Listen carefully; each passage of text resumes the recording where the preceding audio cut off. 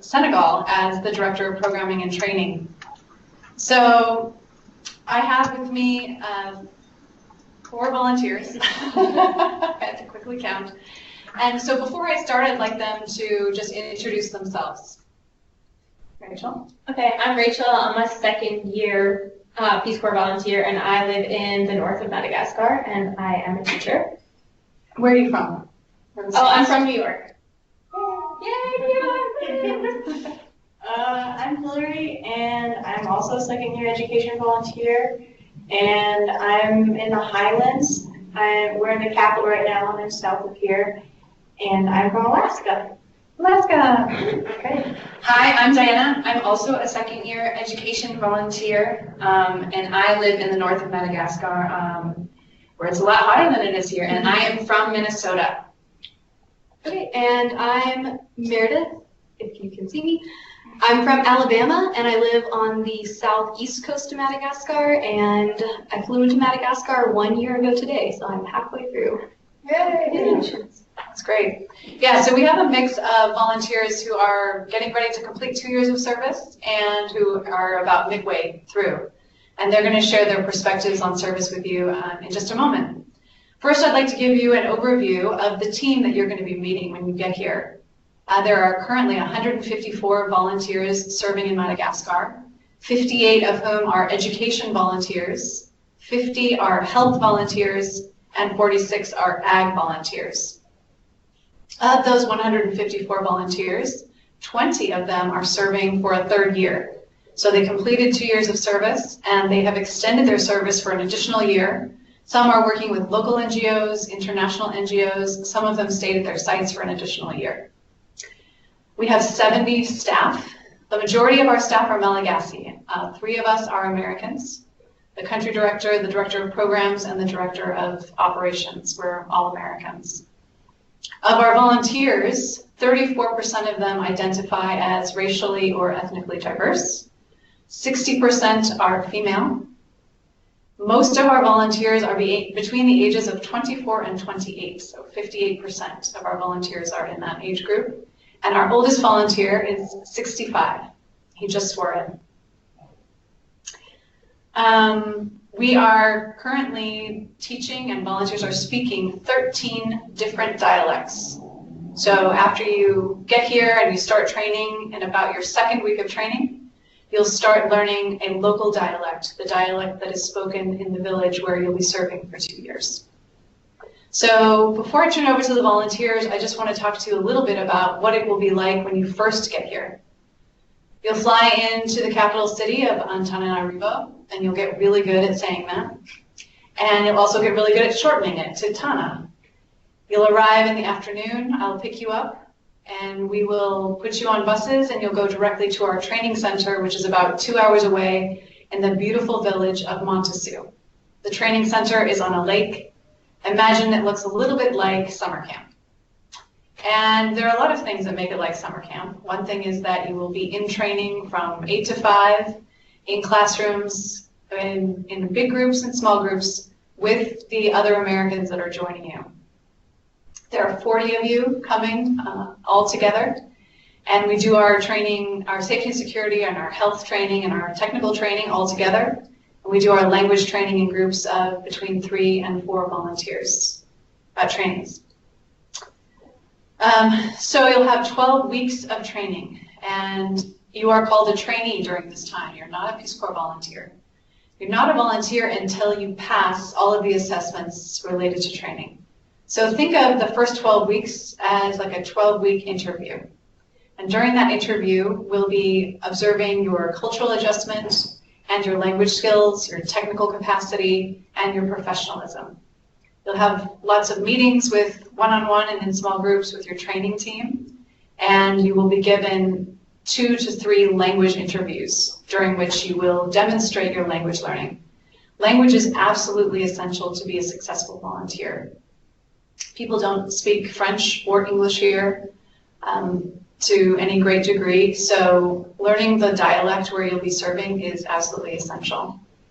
And you won't be sworn in unless you reach the intermediate mid-level of your dialect at the end of training. About halfway through training, you'll go and see the site where you'll be living for 2 years. We call that site visit. And that gives you an opportunity to try on the experience and see how you might feel living in a community all by yourself without the other 39 Americans around you. And it'll also give you an opportunity to deepen your language skills. After you return from site visit, you'll focus on practicum. You'll be in classrooms teaching students, and people will be observing you and giving you feedback. You'll have a great team of trainers and peer volunteers observing you and helping you lesson plan and giving you tips on how to control classrooms of 85 and how to diversify your teaching methodologies. There's also great opportunities for secondary projects.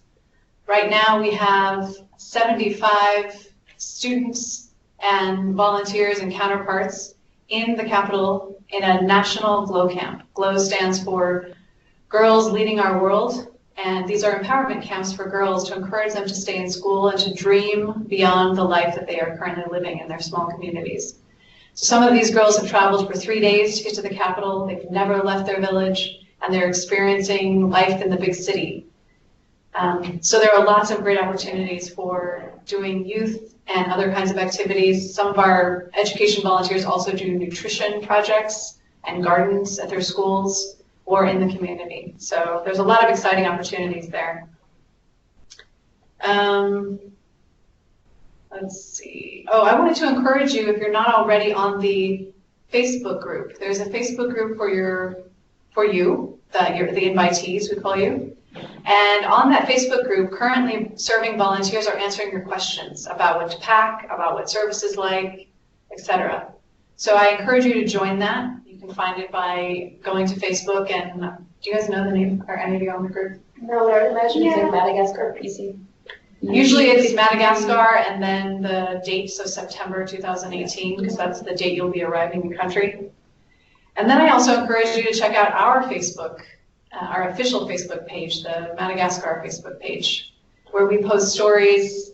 We've currently just done a series, an amazing series on our counterparts and what it's like to work with a Malagasy colleague. So I want to encourage you to do that. I also wanted to let you know that you will be swearing in right around the time of Thanksgiving. So just to kind of mentally prepare for that. I know it's hard to be away from home on the holidays, but we'll try to make it feel a little bit like home. And then the last thing I want to mention before I turn it over to the volunteers is that the community where we hold our training is called Montesu, and volunteers and trainees are not allowed to drink alcohol in the community or at the training center. So I wanted you to get ready for the fact that for the first 12 weeks that you're in Madagascar, you will not be allowed to drink alcohol. And it's a policy that's strictly enforced. It's a relatively new policy, but it's something that we feel is very important. We have a long-standing reputation in this community. We've been there for about 20 years, and our reputation is very important. And so we have restricted all alcohol consumption in that community. Okay, so I've done enough talking.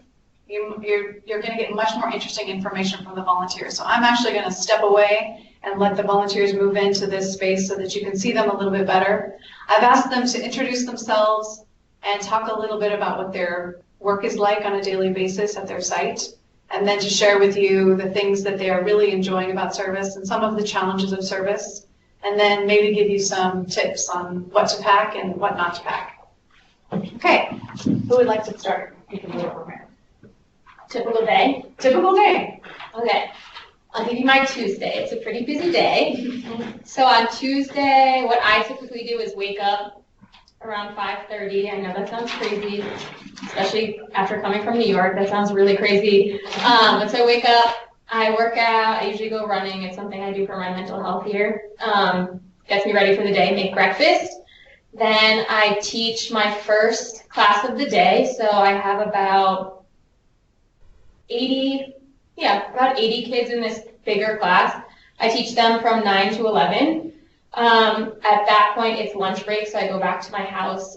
Sometimes I'll have students come with me to ask them questions or just hang out while I prepare my lunch. So I do that, and then I do a fun radio show with a teacher in my community. for about 30 minutes, and then I come back and I have a little bit of time in the afternoon for myself to just relax or get some work done or lesson plan, and then I teach my second and last class of the day from 4 to 6 p.m. And then I come home and I make dinner and catch up on any work or anything else that I want to do. Usually watch some TV shows on my hard drive, chat with some friends on Facebook Messenger, and then go to sleep around 8:30. Yeah, sounds about right. And then I wake up again the next day and do it all over again. That's great.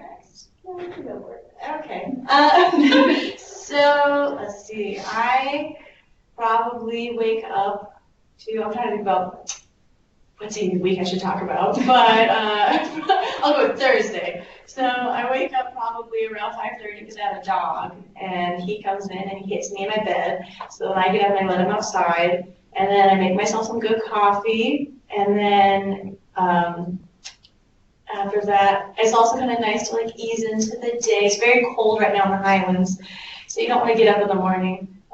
So it's good to get up early so that you can mentally work up to dealing with the cold. And then after that, I probably start teaching. It's at 9, and then I have a couple of classes. I have split classes. I have like an hour class and a 2-hour class. My classes on average are about 35 kids. It's pretty fun because I have the same kids that I had last year, so I know them pretty well.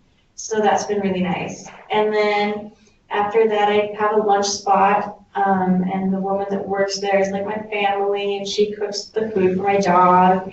I pick that up and I bring it home, and then maybe after that I go to the market, and then I work on maybe something that I need to get done, like washing laundry, washing dishes, writing a plan for an English club. And then, like she said, it's nice to do something for yourself during the day. I like to do art, and it's a lot easier to do that while the sun is still up because it's setting about like 5 right now. And then once the sun goes down, it's real cold again. I make myself some good food, and I'm in bed about 7:30 or 8. It's pretty early at this time of year. Yeah. And I read a lot, that too. Yeah. I think my day is relatively similar. I like to work out in the morning to get me energized for the day. I usually work out, eat a little breakfast, drink some tea, and then I have, my classes are all 3 hours long, and I teach about 85 students at a time. And then I go to the market almost every day and make some lunch, or I eat a lot of fried fish because I'm close to the ocean, so there's a lot of wonderful fresh seafood available. And where I live, it's really hot, so it's culturally appropriate to take a nap every single afternoon. So I have about 2 hours every afternoon where it's quiet, and I take a nap before teaching my second 3-hour class. And I, too, am also in bed by about 8 p.m. every day. It's wonderful. It is. So I'm going to talk about my Saturdays because those are more interesting than my teaching days where I just have class all day. So Saturdays I wake up and a group of my middle school students, they're about 12, 13, they come over to my house for a couple hours every morning from like 8 to 10, and we'll do like a small kind of lesson, but then we'll play like games or watch movies or listen to music. So that's just always a really pleasant way to start my weekend. Then I'll go to the market, get some food for the weekend because I don't want to go out on Sundays because I just like to chill on Sundays. And let's see, walk on the beach because I'm like Diana, I'm on a coastal Warren site. So beach walk usually precedes lunch. I eat with my director and her family because I live on the school compound. And also like Diana, I usually take a nap every afternoon because it is also hot. And then, yeah, cook dinner, read if I have electricity, watch TV on my laptop. Yeah, usually pretty basic chill day. Yeah. And it made me think of also the other thing I do in the evenings is little kids come over, the neighborhood kids. You kind of, a lot of times you get like your group of kids, make them over and we all color together. That's also like nice thing if they go fish. Nice fun. So it's a much slower life than you're probably experiencing in the U.S. Do you guys want to share things you wish you had packed or things you wish you had not packed? I wish I had not gone out and bought a bunch of safari gear. Like the zip up pants. I didn't bring any of those, but bring clothes that make you happy and feel at home. Yeah. Those clothes have been the ones that I've worn my entire service, and those have brought me a lot of joy and comfort. I think, too, just talking about clothes, it's best not to bring a lot of white things. I just think that I live in a town that gets pretty dry and dusty, so that, can stain your shirts and things. I really agree with Diane about bringing things that you like. I wouldn't bring anything that's really valuable or expensive or anything like that, but clothing that you appreciate and makes you feel good. I think my first year of my service, I felt like I was supposed to struggle and shower less and be dirtier. And now my second year, I'm like, oh, I shower 3 times a day and I want to look good and feel nice and be scrubbed clean and polished nicely. So I definitely would say bring things that make you feel good and that are professional. So in the mountainous, the highland area of Madagascar, it gets very cold, so you will need a lot of layers. We can touch more on that. You can see Hillary is from Alaska. Yeah, and it's cold because in Alaska you go inside and there's a fire to go sit by, but there's no fire to go sit by here. If it's 50 degrees, it is 50 degrees. It's cold. Inside and out. But in some other areas of Madagascar, it's warmer, so you always want to look professional and not have bra straps out or anything like that at the training center as well. But dresses, sandals, closed-toed shoes. I think just anything that looks professional and makes you feel nice, and it still has this line of comfort as well, so that while you're teaching or doing anything, you don't feel restricted or focusing on what you're wearing instead of your lesson plan. Yeah, for me, for packing clothes-wise, I got all sorts of advice to focus on training because Montessu's going to be cold, and that was like a known entity. Like I could pack for that. And you can buy tons of clothes, like in all the major cities. There are thrift stands, and that's just secondhand clothing. And you can find some like gems, like name brand quality stuff for pretty cheap. So I tried not to worry so much about clothes. I packed a lot of pictures. I packed like cheese powders, like make macaroni and cheese once I got to site. That was my diet for the first couple weeks. Good coffee, I don't know, other like homey things that remind you of or just make you comfortable.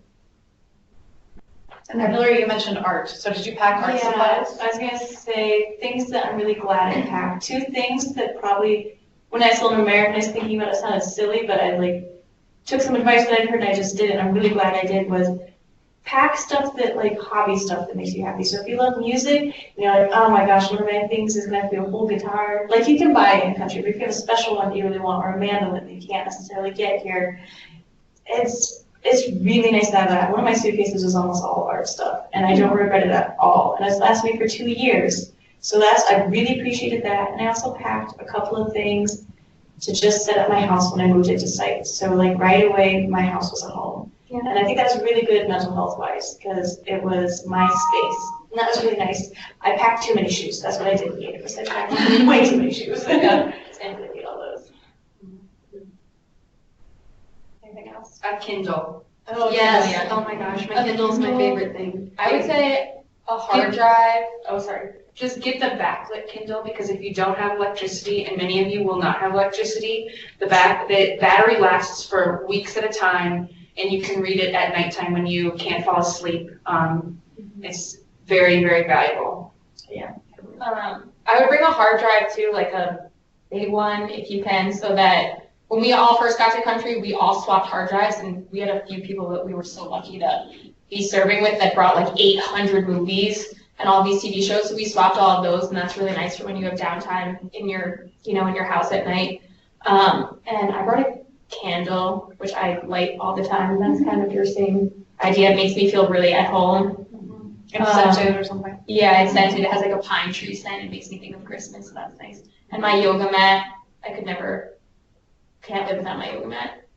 I do have one too. Yeah, I do. A volunteer brought a football, and she used that all the time, and it's kind of a nice American culture thing. You can find soccer balls, volleyballs, basketballs here, but you can't find footballs. So fun sports stuff that you really enjoy and that you can share with your community as kind of a cross-cultural exchange. Those are really cool things to bring. And print out pictures of your family and friends, because you aren't going to want to bring your phone out in the community all the time. And you are going to want to show off. This is my mom, this is my best friend. So you can go down to the Walgreens or whatever your local shop is and get one of those $1 photo albums and put a bunch of pictures of people that you love in it. Because as you're learning vocabulary and you're practicing vocabulary and as you're getting to know people, you'll want to talk to them about friends and family back home. And when you don't have any power and you're kind of lonely, it's nice to have pictures of your friends and family too. Yeah, that's one of the best things I've actually, and people love to look at them. I have a twin sister, so it's always like a fun reaction in my city when people are like, there's two of you. So it's always good to just have like, this is my family, and it's an easy way to like talk about America and home, and if you're feeling homesick, like it's really nice to just share that with someone else. And a couple pictures maybe of your town. Like, like New York, like, so then people can see, like, oh, that's where you're from. And because America is so diverse and there's so many different places. So for me, bringing, like, I brought a book about Alaska. People were like, what is this? I had no clue. And so it was fun to get a show, like, share that. And it didn't take up too much room, just like a little magazine or some cards. People like sharing that. Yeah. Okay, so I'd like to pause here and open it up for questions because we'd like to know, what are you curious about? Feel free to type in the chat box.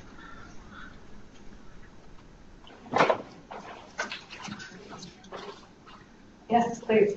Really quick, I want to plug the Peace Corps Madagascar Instagram page because I recently did, and I know a lot of other people have done, day in the life of what their life as a Peace Corps volunteer is, and it's been awesome. And I think some of them are actually posted on YouTube, so if you want to go and check out what a day in the life is like, there are that resource is available online.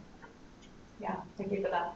So we have a question here. When do you find out your location? And you find out where you're going to be serving for 2 years in the second week of training. There's a big announcement. And then we have a question about which laptops and phones do you have? I brought a PC and an iPhone. My iPhone did just quit on me, but it lasted a year. And I don't know, I have my music, my podcast, a decent camera. I brought a refurbished, really expensive $200 PC that has served me wonderfully and was inexpensive, so it wasn't a big investment. Yeah, someone said, like we were told before we come here, that Madagascar is where technology comes to die, and it's proved pretty true for me. Yeah, more or I less. lost most of my technology at this point, so I wouldn't highly recommend investing in a bunch of expensive things right before coming here. Yeah. That might make you sad. And I would look into proper cases. You'll be traveling a lot under pretty rough conditions, so I would make sure that you have proper cases on your phones and your computers, so when you pack them, they're protected. Also, I think Peace Corps is doing a lot of work right now in Madagascar with Android phones. Yeah. So that's kind of a push. If you have an Android, that's great. I don't know that I would necessarily say go out and buy an Android phone if you don't have one right now, if that's not something that's in your budget.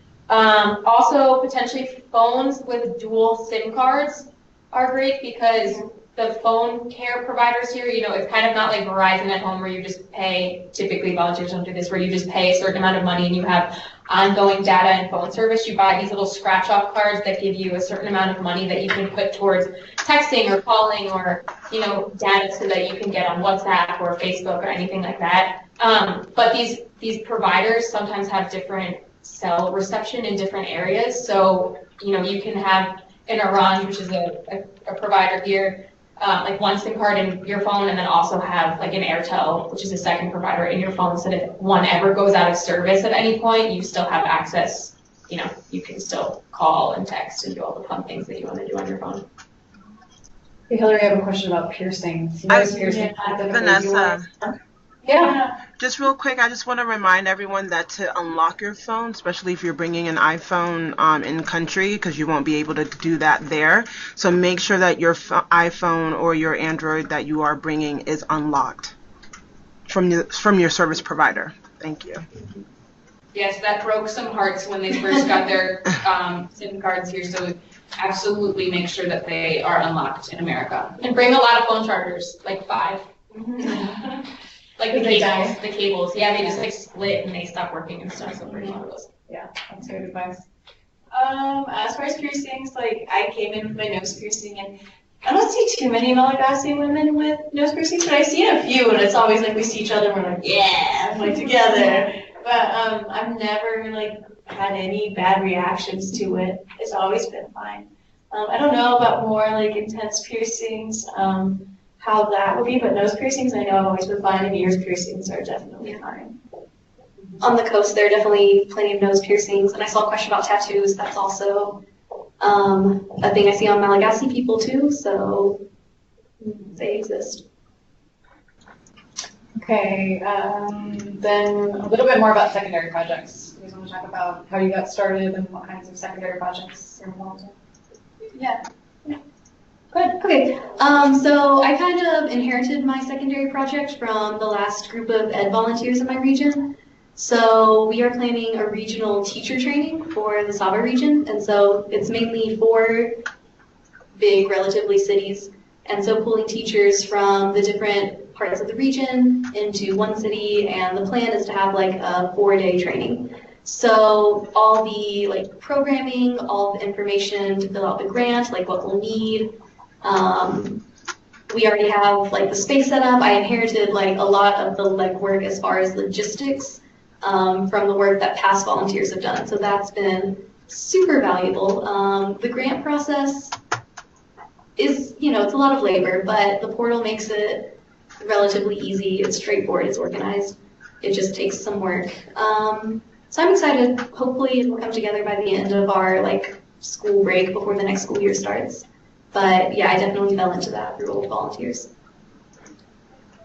I also think it's great that oh, who is it that asked the question? I can't see. Whoever asked that question, I think it's really great that you're thinking of secondary projects. But I will say, I think your first 6 months of service in your community, maybe to the first year, is a lot about you adapting, making friends, integrating into your community. And then I think, and you'll come up with secondary projects that you want to do, whether it's teacher trainings or glow cams, as Vanessa had previously mentioned, or a radio show, or English club, health club, working with other NGOs in your town. But I think also people will start to come to you when they find out that there's an American living at the school or, wherever your house is, and they will be curious and they will reach out and ask you for things that they need, which is great and kind of gives you a sense of what the community really needs. It's really fun, I think, to bring in new ideas and start new projects, maybe about American culture, movie clubs, film clubs, art clubs, all these great things. But I think it's not something that should overwhelm you. Like secondary projects should come, people should come and ask you for things, and you can slowly over time figure out what's manageable with your schedule. And it's a great way to do awesome things in your community outside of teaching. Yeah, and what will work at some communities may not be the right thing for other communities, so it's important to just wait and do that needs assessment once you get to the place that you'll be living for 2 years. Yeah, there's no need to hurry. Definitely spend some time, figure out what the needs are.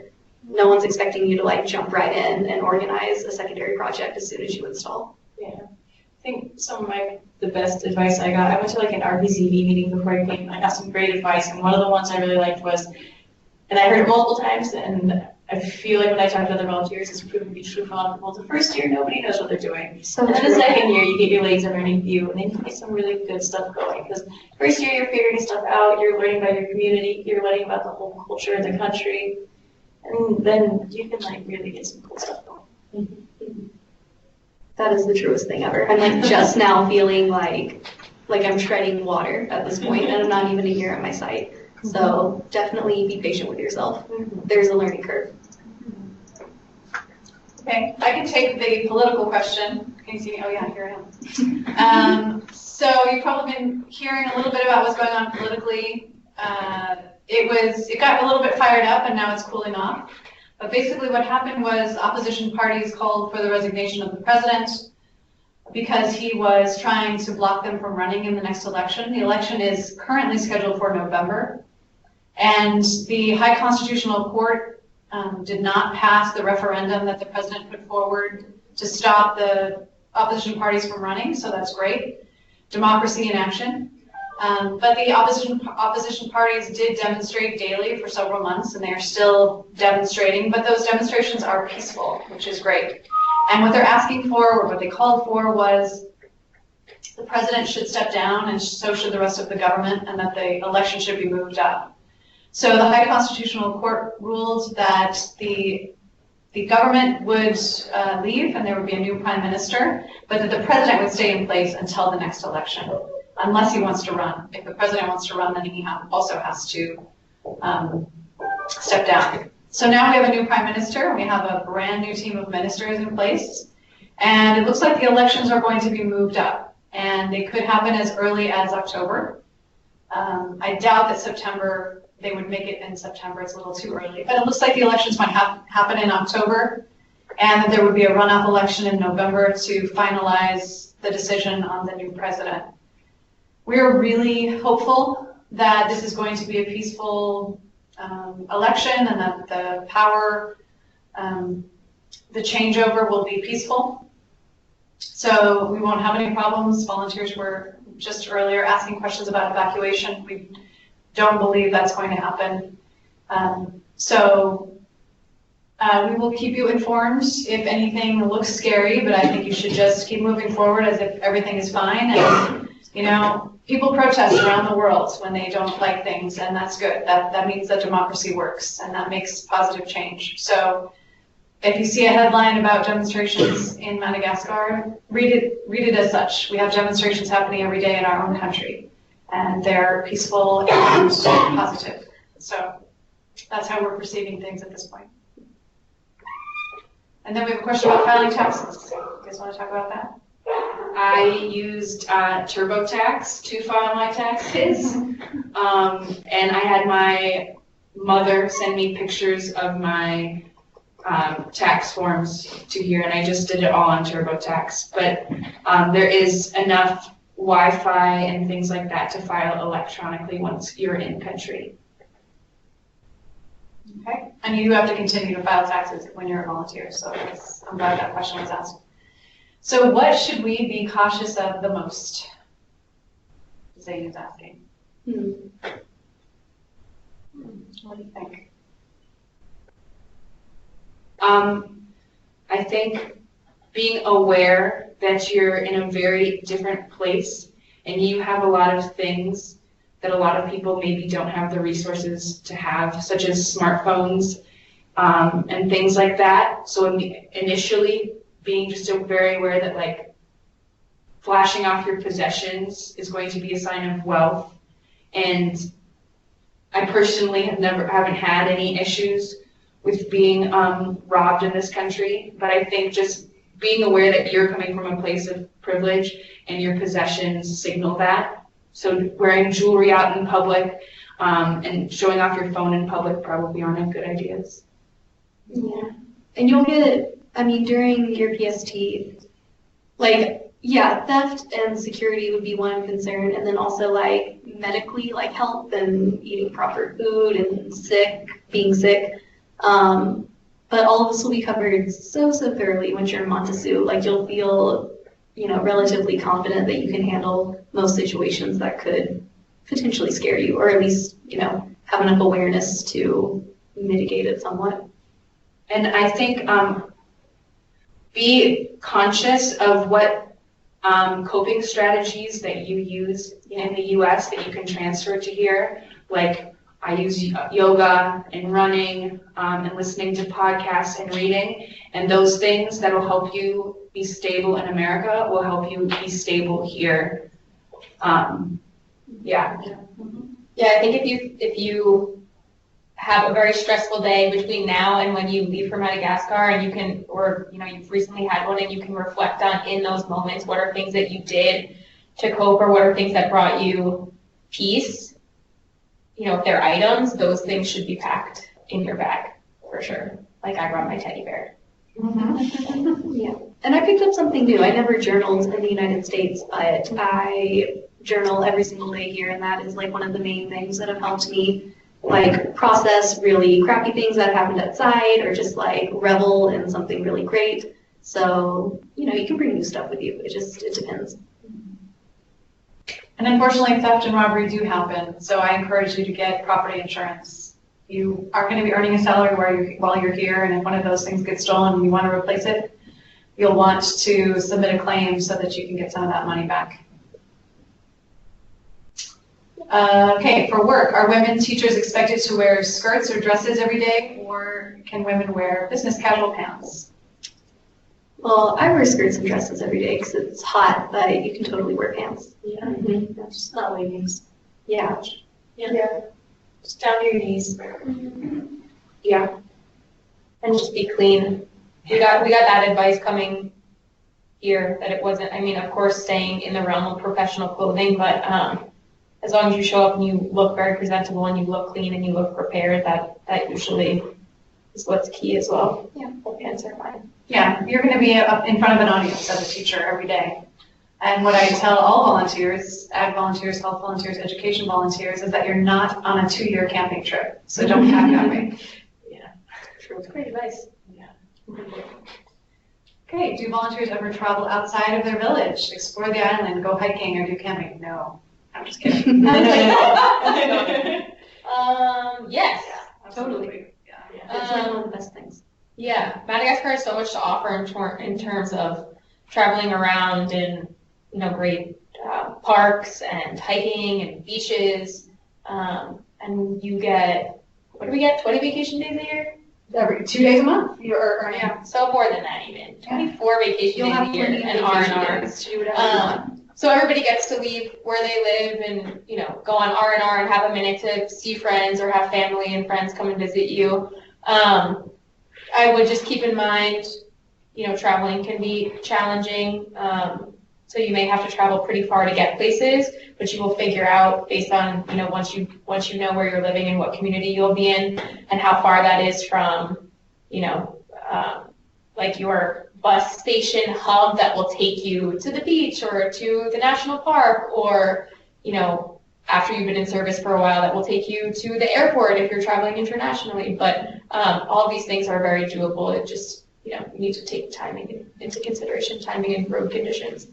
But also, I think all 4 of us, you could hike, you could wake up, you could go hiking that day, and you could go back to your house within the same day. Yeah, true. There's always stuff like close to your site that's going to be interesting or pretty or just worth visiting. But yeah, Madagascar has like an amazing amount of diversity, like ecologically. Where like if you're going to the north or the south to the coast, it's amazing to see all of it. As far as camping goes, though, it's generally maybe like with a guide, like you pay for a special tour or something. Just going out camping on your own isn't that much of a thing here. But there's definitely wonderful hiking and travel opportunities. How did you guys vote? Have you voted while you've been here? I think people that have internet voting or Wi-Fi voting for their states, it's cool. I got my voting papers about 3 months after voting was closed. So. I voted online through Colorado and also had my mom help me out. And I know it really depends on not only your state, but also what district you are in within your state. So I would start checking that out now. Yeah, like Hillary, I was delayed on my absentee ballot, so I haven't actually voted here. Okay. Can you talk a little bit about the training process? Did you feel prepared to manage a classroom of 40 to 80 students? Yep. I don't think many things in life can prepare you in front of 85, 16-year-olds.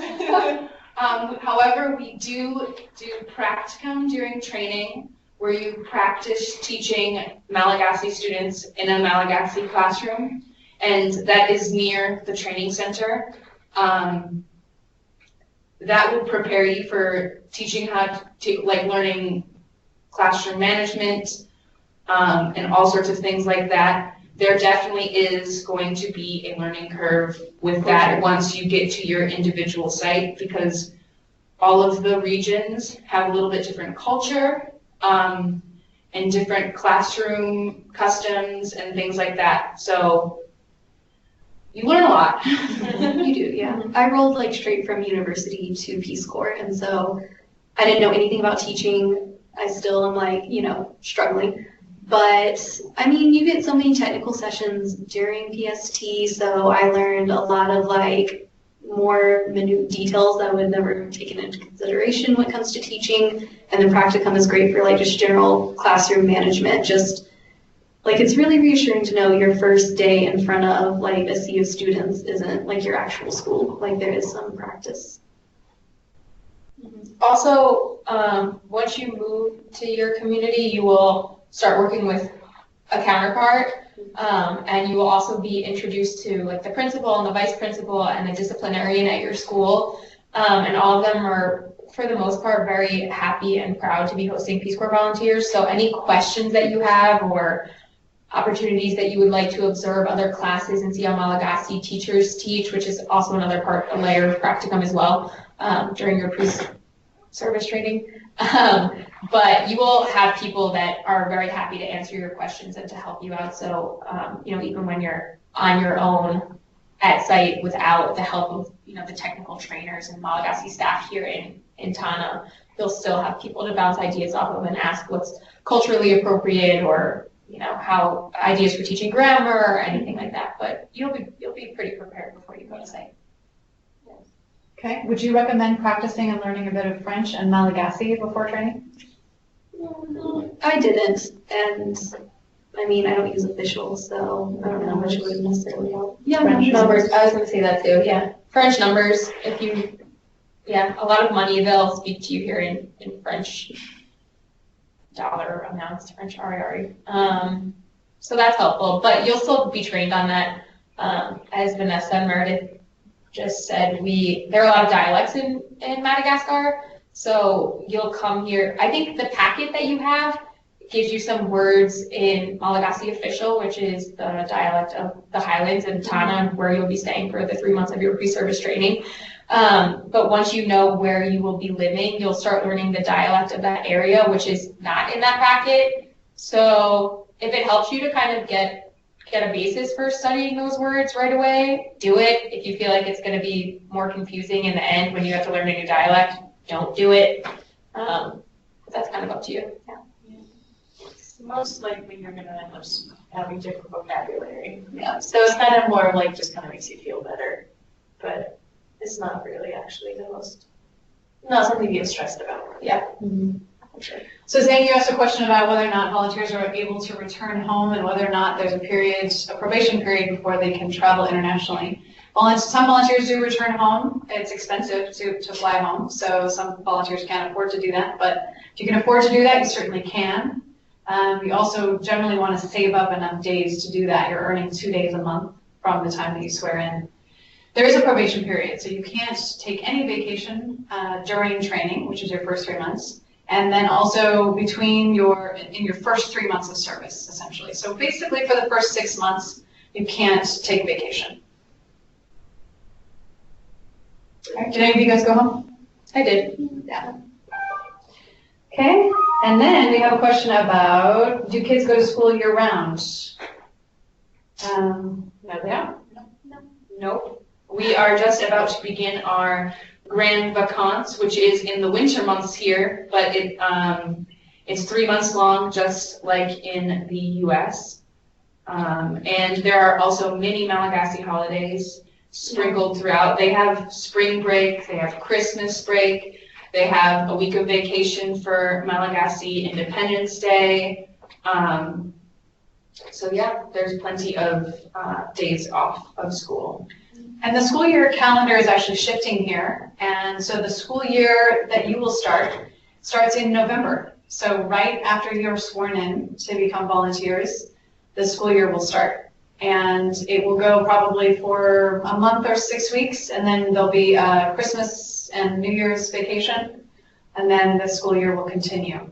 They're shifting it. They would like, the former minister, who was the minister a couple days ago, was trying to move the school year to start in March after the rainy season, and that was to relieve the burden on the students and the parents.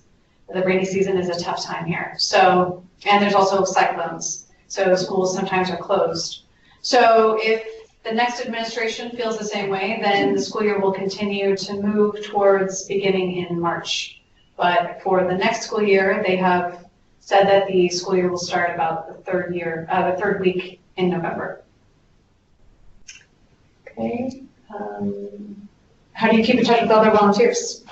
Facebook. Yeah, Facebook Messenger. With one of the cell phone providers here, Orange, it's free, so you don't have to pay for credit or data to use it. So Facebook Messenger, for sure. Yeah. Okay. Do you have electricity at your home or school, and how do you charge your electronics? I do. No, you don't know. Well, I was gonna say that, like, you might say that you, like, I don't have electricity at my school, and also it'll say you have electricity, but this year I've had electricity for literally 6 months out of the whole year. Oh. So it's like, you might have electricity, but it's still nice to have like a solar charger or have a way to charge your things. So when I had a computer, there was a generator in my town for a while that I could go charge it at. My phone was able to be charged on a solar panel, which is now broken. But there's this cool new group of people that made up these kiosks all around the country. And you can, like, local people, you can rent these, like, solar lights and take it home, which are really nice. You can also charge your phone there for, like, small fee. And also maybe you listen to, like, hydroelectric, so when it's the dry season, you get 2 hours of power a day. So you just learn to kind of like time your activities around that. You can guess it on that.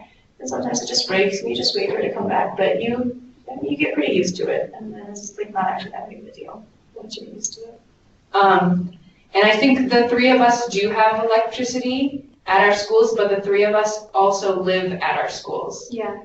I think that's an important thing to note, that because your community will provide the place that you live, and a lot of times that means that you will be living at the school that you work at. So that's definitely an interesting and fun new challenge, but that also means that if your school has electricity, you do. That being said, there are a lot of volunteers who do not have any electricity at all and rely completely on solar panels for that.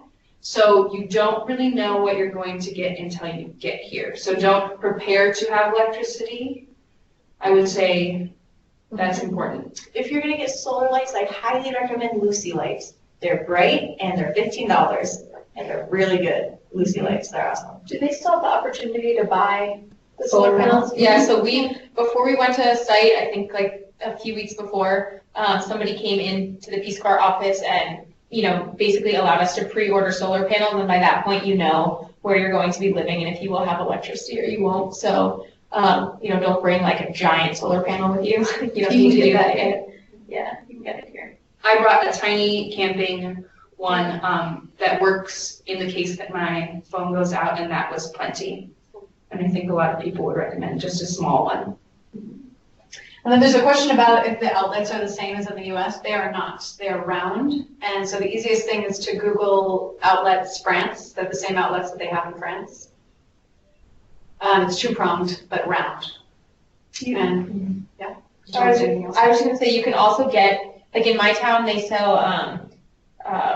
like the power strips, and they have, so it's the round plug that goes into the wall, but then I can plug my American like two-pronged, vertical pronged things into those power strips. So I would come with an adapter, at least one or two, just for when you first get here. But you will have two. You will have the ability to kind of use things without an adapter. You have multiple things that need to be plugged in at once. And how do you describe work to people back home? I'm an English teacher. Yeah, basically, I teach middle school and high school English. Yeah. Okay. And then Zane has a question about how you get paid, which is a very good question. Peace Corps deposits the money into your bank account, and volunteers have an ATM card, and they go to withdraw just like you would in the States. If that gets lost or stolen, volunteers are also given checks, so they can go into the bank and write a check and withdraw money that way. Yeah. The checks are in French, but there will be, I think we had a brief session how to like do a check in French when we were doing our bank account stuff. And it's separate from your American bank account, Yes. to clarify. It's a Malagasy bank account at a Malagasy bank. And just to clarify, you're not given a salary while you're here, you're given a living allowance, and the expectation is that you will live at about the same level as the people in your community. Okay, can we exchange money when we get to Madagascar? You can, but not immediately. It will be hard to exchange money. There might be limited occasions, but we give you walk-around money when you get here, and you live with a Malagasy host family who feeds you. So you're kind of like in the womb. You're going to be fed for the first 3 months that you're here. You're not going to have to cook or buy any food. So the walk-around money is just to buy snacks or other little things you might want to buy at the small shops. But between your host family and the Peace Corps Training Center, you'll be fed and taken care of for your first 3 months. How do you get to work? And how do you get to the market? It depends on where you are. Oh, go ahead. Okay. For work, like Diana said, most of us live, or some ed volunteers live at their school. So my house is like literally directly behind like the elementary school. So I just walk through that and I'm in my classes in 2 minutes. And to the market, similar deal for me. I live in a city. So there's a market every day in my city. And so I just walk like the 5 minutes it takes to get to my market. Some people bike to school, Yeah. bike to work. And Peace Corps provides you with a bike. And I just live like a 5-minute walk from my school. My market's close. But also sometimes there's like a nicer market just like close to your town. Like, so my town has a market, which not everyone does. Most ed does, but not everyone. I have like an all right market, but there's a way nicer one, and it's called a Bruce, and it's like a van. And then you can hop in it, and you just pay a little bit of money. You go over, you go to the market, buy lots of stuff, and go back to your town. You can also walk. And so there's public transportation, which is in various forms depending on where your site is. It can be anything from a truck to a van or a bus. And that's how the Malagasy get around and go to the market, if they're going to a market that's outside of town. And you'll get some practice on how to use those, and you'll get really, really good at it. Do you guys want to talk about the compression socks? Oh, yes. Diana and I had a revelation the other day because we have to travel very far to get where we live. In separate directions, kind of, but still very far. And we saw a woman wearing compression socks on the bus. And it was an amazing idea, and I really encourage all of you to bring them because you will spend a lot of time sitting in, unfortunately, uncomfortable busing conditions. No matter where your site is. Yeah, no matter where you live. So I think it's really great to have those because especially when it's hot and it's summertime, your feet are going to swell up so much. What's a lot of time, like 45 minutes? I spend, for me to get to the capital, to my site, it takes about 24 to 26 hours, which is the same as Rachel, which means you're in the bus almost the whole time. And that's not counting if the bus breaks down on the side of the road or if you don't leave on time. So you have this idea that you're going to be really close to everyone you serve with, but in fact, if I wanted to see Hillary, it would take me over 2 days to see Hillary. Thank you. Yeah, that's good. And Madagascar is a huge country with really, really, really bad roads. That cannot be understated. Yeah, very bad. Okay, how about when friends and family come to visit? So fun. Yeah. Tell me more. My parents will be here in 2 weeks. Oh, so Y'all tell fun. me. Yeah. Rachel and I actually both just had people visiting us from the U.S. and they both stayed with us in our communities. And it's wonderful. It's awesome. it's really challenging for them because it's very different. Traveling here is very difficult. They're not going to be able to see all of the sites that they want to see in Madagascar. We don't live near the Baobab, unfortunately. But I think if you have time off from school and your family really wants to see what your life is like, it's a really valuable experience, because when I talk to people from home now, like my mother and my friends who visited, they understand a little bit more what my life is like, and they can put a picture to everything that I'm describing. Yeah. Nice to have that support, like thinking about going home, there's going to be someone that actually understands where you were and what you did. So if you're lucky enough to have that happen, it is nice. It can be a little bit stressful because, you know, generally someone comes and visits you. Hopefully you've been in country for a little bit, so you feel sure of yourself and everything. But you feel like responsible and you want to take care of them and have a good time. But it's really nice, I'd say. And it's a fun moment for you to show off, you know, your language skills and kind of how you've made your house your home and the amazing relationships that you've built in your community and where you live. And I think it can also be shocking in a great way for people from home to see how amazing and wonderful and underestimated Madagascar is, which you'll come to realize as well when you're here. So that's a conversation you can have with Vanessa in a year from now. And Meredith also. Great. But it's really amazing. Yeah, highly encourage you to encourage your families to come visit. The third goal of the Peace Corps is to educate Americans about the country of your country of service, and what better way to do that than to have them come and see it for themselves. So highly encourage you to do that. There was one question about, I think, a social security card and whether or not it's okay to leave that behind. You won't need it here. I don't know if headquarters needs a card, but I can't imagine that you will need that. So you can leave that at home. Next question was, how has your experience been working with counterparts? Fabulous. Yeah, it's been lovely. Talk some more about that. What's great about it? So my counterpart's really great. Her English is good. She's been a teacher for forever. She has a student's family. Like, it's just like a really good way to like ask, so you'll get there and you won't really understand, or at least I didn't, how the school system itself works, like how exams happen or how you report or deal with discipline issues or grading. Like, there are just so many things I didn't know about just like day-to-day how things work at my school. So it was really great to have someone I could just ask, like, you know, what is proclamation? How do I grade exams on this really specific this really specific scale? Just good for advice on like how to engage with the kids. It's just been like a wealth of knowledge, because if I ask other volunteers, you know, we've only been doing this for a little bit, so it's good to have someone with actual experience.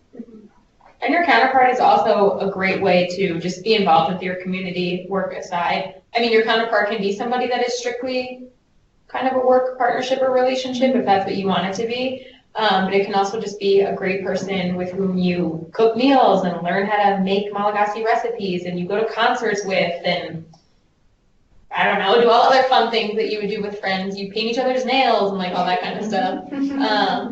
So your counterpart, like working with your counterpart has limitless possibilities. Yeah, and I guess that I would say that for me, it's like, it hasn't really been a classic situation in that I got to my school and people work hard here. They have lots of jobs, so finding someone that was available. My counterpart is actually someone who works in the hospital, but it's so awesome to have someone there that helps you put on like a secondary project, be able to have that support. So don't get too hung up necessarily on like the classic positions. It's really good. And you may have multiple counterparts. I have an English teacher counterpart, but I also have a counterpart that I work with in the basketball club, and then also with another a cultural center in my community. So you might have multiple counterparts who provide you with different things in different areas of expertise. So I can tell you guys are an amazing group. I love this. I've never had so many questions in one of these calls before. This is amazing. So we have 5 that are already posted. And if you don't mind, just because it's going to be getting dark here soon, we're just going to answer those last 5 questions. And I wanted to tell you that we're going to have a couple more of these calls. The next opportunity will be with your future boss. Her name is Jamima, and she's going to have a call with you and tell you a little bit about the expectations of the TEFL program and also answer some of your technical questions. So Najma will be sending out an invitation to that call. But there's a question about trash. What do we do with trash that's accumulated? Is there a trash service? I had the same question when I moved into my house on my first day. And we put it in a pile and we burn it in our schoolyard. Yeah, we have a little chimney, we burn our trash.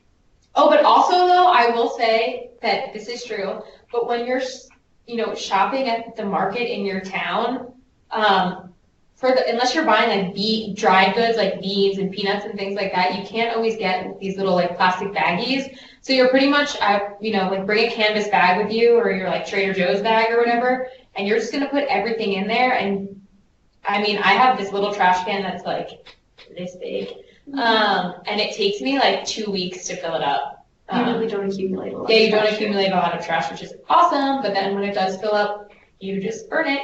Yeah. My neighbors use it for fertilizer, so that's kind of like good. And then we have a question about previous health issues. I assume the question is about whether or not people are coming with health issues and how those are managed. I think it's a bit of a complicated question just because of confidentiality, but do you guys have any perspectives on that? What I can tell you is you have 3 amazing doctors that are going to be supporting you over your 2 years of service. And if you've been cleared to come to Madagascar, then they are able to manage those health issues with you. Some of you will be coming with medication that you'll have to continue to take. Others will be, provided the health care that you need over the 2 years of service. So you'll also have an opportunity to talk to your medical providers on the last call of this series. And they'll talk to you a little bit about the expectations for keeping yourself healthy. But I really wouldn't worry about health so much. Obviously, you're going to get sick. The leading cause of illness here is gastrointestinal, and it's followed by skin infections. And it's mostly just bothersome. And you will learn how to resolve those issues on your own and when to call when they get more serious. I'm going to hold off on answering the health questions if you don't mind. And the next question is, do any of you participate in Worldwide schools? Teacher match? Anybody? Officially. Not officially? Yeah. We have a girl in our group who's done a lot of Skype calls though, which I guess we can call is fitting into the Worldwide schools. Yeah. But she's done a lot of Skype calls with her mom's a principal at a school, or if you have like teacher friends or teachers that you keep in touch with from your schools, and you can do video chats, you can do pen pal letters. There's lots of things that you can do. You can also go, like when I went home for Christmas this past Christmas, I went and I spoke at my high school, middle school to a bunch of different groups of classes. So there's so many opportunities for you to stay connected to schools at home if you want to. Okay, and then we have a question about whether or not food and other items are expensive compared to the U.S. No. Compared to the U.S. If you're looking to buy American food in Madagascar, like Nutella, Pringles, which you will rarely find, but you do find them, they will be expensive. But they're the same price on a lesser. They'll be the same. They'll be the same price, but you're going to be making your salary in Malagasy Ariari, and it's going to be less than $150 US a month. So the food that you're going to be eating is going to be a lot of fresh vegetables, fresh meat, fresh fish, a lot of rice, and that all is astronomically cheaper than in the US. Wild. I would say in about 3 days. Yeah, I don't go to the market every day because I kind of stock up because I get a little lazy. But let's say like in 2 days, I spend maybe 10,000 ariari on all of my wonderful, large, delicious meals, and that's about a little over $3 to give you that perspective. Okay, and then we have a question about Peace Corps paying for a certain amount of people to come visit you. That is not true. That'd be awesome. Sorry, that would be great. announcements. No, we don't have a budget for flying your friends and family to come. Sorry about that. So that's the last of our questions. If you don't mind, I'd like to close up, but Naj, I'll turn it over to you in case you have any announcements or if you want us to answer any last questions.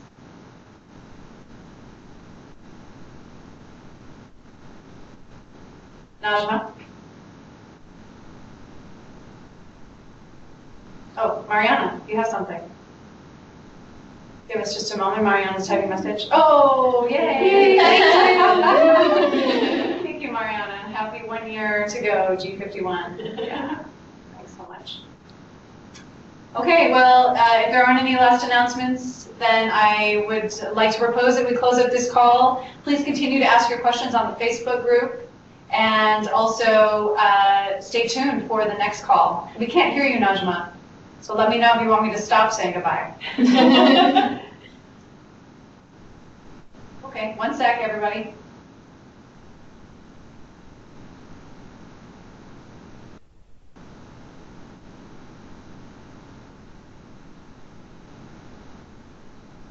She's trying. I know. I can't believe Madagascar is not the one with the technical difficulties. Yeah. Woohoo!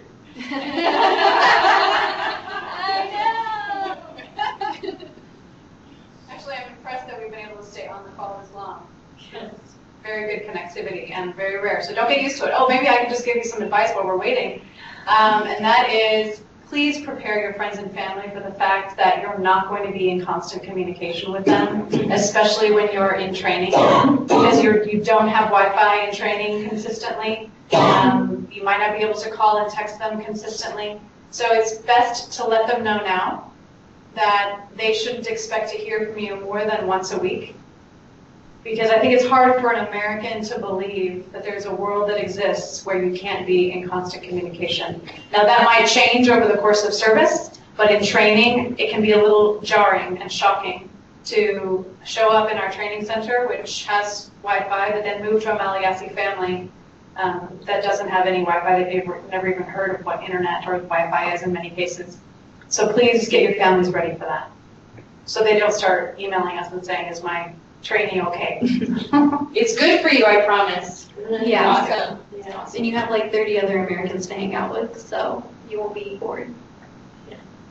Okay, I think you can all see the chat box, but if not, I'm just going to read it for you. Complete your passport application, your legal and medical tasks as soon as possible. And you just gained access to the learning space, so please start your TEFL modules. Wow. Exciting. You guys are just completing your TEFL modules, Yeah, and they're we just are. starting their TEFL modules. These guys are about to be TEFL certified. No, thank you, Najma. Yeah. Thank you. Thank you. Okay, thanks everybody. Really great chatting with you. Yeah. Love the curiosity. Keep the questions coming. Bye, great questions. Yes, I think so. TEFL lasts forever. Yeah. And ever. Cool. Yay, thanks for Bye.